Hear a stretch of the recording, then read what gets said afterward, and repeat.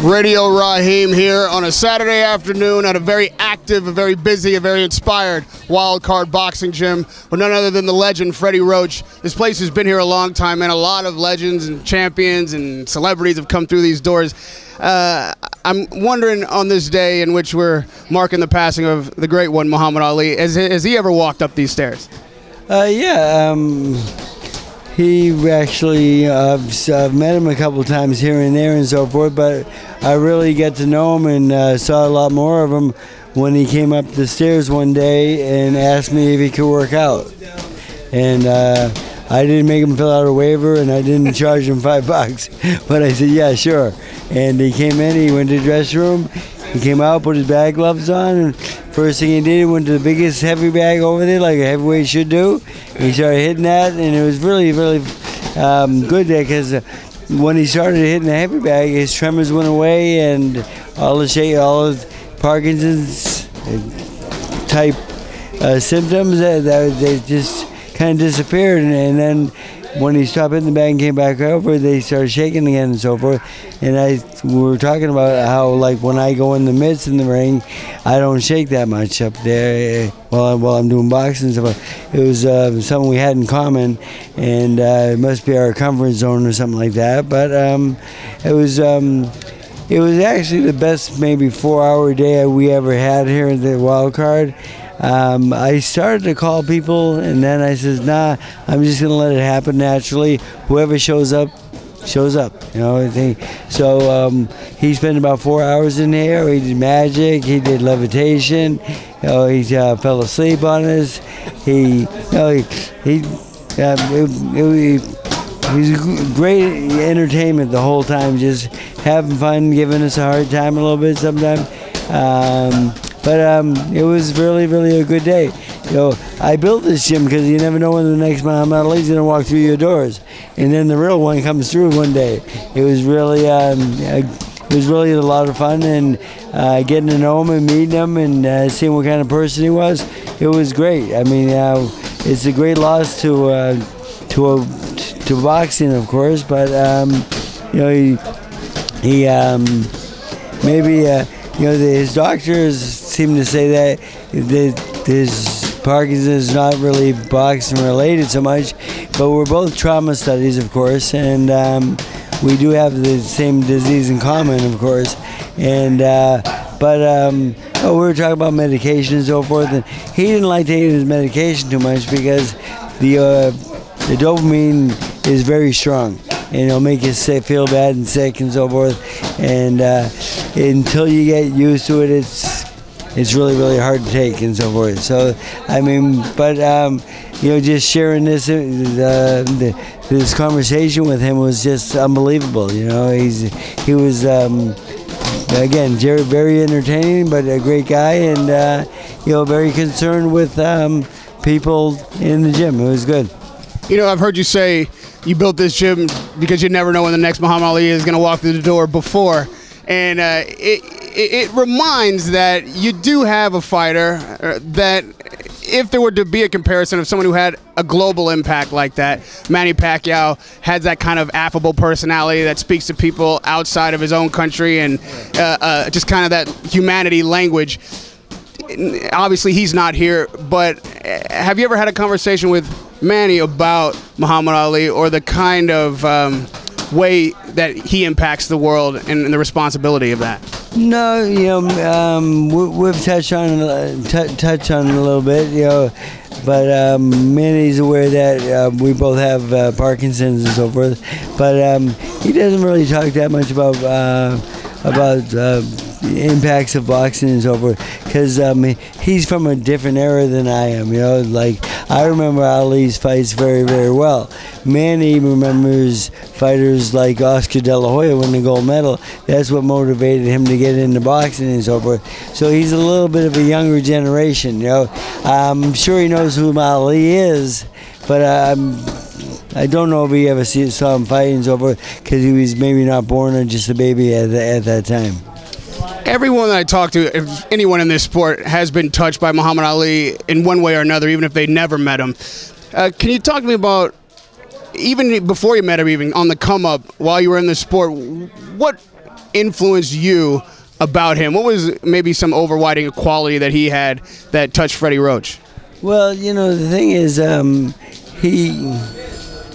he wasn't my favorite fighter because he wasn't technically as sound as like maybe a Joe Louis would be or something like this. You know, Joe Louis was like textbook wise, picture perfect.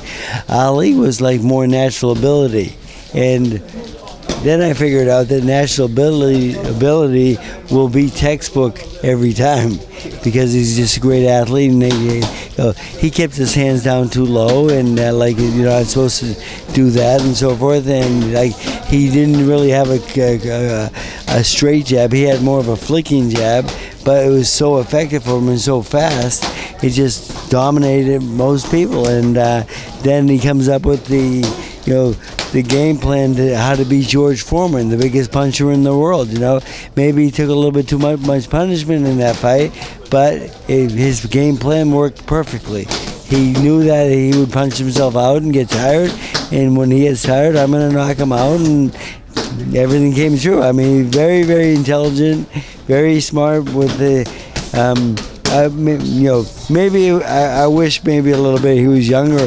When he had that strategy to be Foreman, but you know, he was a little bit older and so forth, and maybe a lot of people kind of blame the punishment in that fight for maybe the Parkinson's syndrome, of course. But you know, the thing is, he was a great fighter. He brought big money to boxing, and we all should be thankful that he did this because he was like the biggest icon in the boxing world for a long, long time, and actually he still is a big icon. I mean, like everybody's talking about him passing now and so forth. And someone asked me, like, they asked me who was bigger, him or Michael Jackson. I said, I wouldn't be really impressed with Michael Jackson walking through my doors. I would be really impressed when Ali walked through my doors, though. That's for sure. So, I was really. It was a great day, a great time meeting him and getting to know him. But I mean, even better was just watching him as a kid growing up. Seeing one of my more favorite fighters, Joe Frazier, knock him down in the 15th round to win a huge fight, and then Ali comes back and beats him, I think, in the rematch, or two, beats him twice, and so I mean, there's some great fights there, some great history, and he was one of a kind. You don't find people like that. I mean, he was so confident and bold, and just like. Some people ask me, well, who would have won, him or Tyson? And I said, well, he might have gotten Tyson's head so much that I don't even know if Tyson would make it to the fight. He might have Sonny listed him? Maybe, but the thing is, then you look, well, Joe Frazier had a similar style to Tyson, and he did well with him. But, the first time he did well with him, and the second two fights, not so well. But, he's just icon, best fighter of his era. And you know what? I got to learn that he was a very, very good person, and because he was so nice to everybody in the gym that day, it was amazing. It was like it's honestly the best day that this gym has ever had. It was quite a while ago, but the thing is, people that were here will still remember that day, I'm sure. When a young fighter walks in this gym wearing some Muhammad Ali shirt he got online and says, I want to be like Ali, well, you can't buy or even train natural talent or ability. But what's the one thing that you would impart to him that maybe he could do? What could a fighter nowadays take from Muhammad Ali's career and ability? Well, the thing is, he was he would do everything right. So, I mean, get inside your head. He would, he had a great jab. He had great speed. He had every, good thing a fighter would like. The best asset in the world to me in boxing, if you could pick one, is speed. And he had unbelievable speed. And that's what helped him along the way and so forth. But, not everybody's born with speed, though. So I mean, these are things that you can't acquire. I mean, you can like hope you have it, but that's maybe as far as it might go. But the thing is, but Ali was just like, no, there was no quit in him. I mean, he was a game guy. He worked. He had to work hard for all those tough fights that he had, and because that era of heavyweights is the best era of heavyweights maybe ever. I mean, the competition was so deep, you know, and he conquered them all.